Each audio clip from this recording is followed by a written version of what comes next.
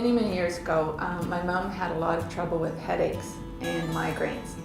So it was suggested that she try a chiropractor as opposed to pills all the time.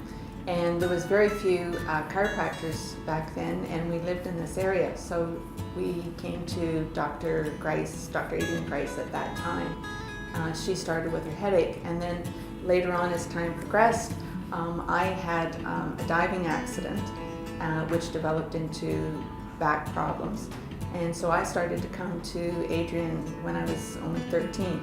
And as life goes on, you have different accidents or problems, and we came to Adrian for those various things. We recommended, because my mom found it helped her headache so much. Then my aunt, her sister, at the time they thought it was arthritis, and years later Adrian had done some research and turned out to be fibromyalgia that she suffered from. And she couldn't really take any pills for it because she found they gave her an ulcer.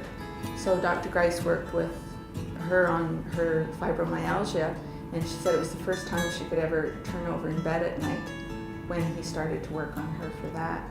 And then life goes on, and later on when I got married and had a child, he was born face down, and they had to use forceps to turn him around when he was coming out. And I noticed he was very restless when he was trying to sleep sometimes. And he came in when he was only 2 weeks old to Adrian, and Adrian showed me with him sleeping how one side of his neck bothered him when he would test his neck out, that his neck was out of place. So he worked on him for that, and later on, when then the next stage, when he began to crawl, his hips, his one hip was out of place. He would crawl with one leg forward and swing the other one around.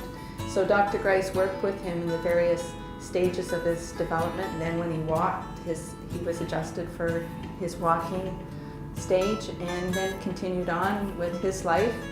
And as he would do snowboarding and have an accident or something, so we've come in here for 3 generations, as well as spouses and aunts and uncles. So, and now I come in to see Leslie.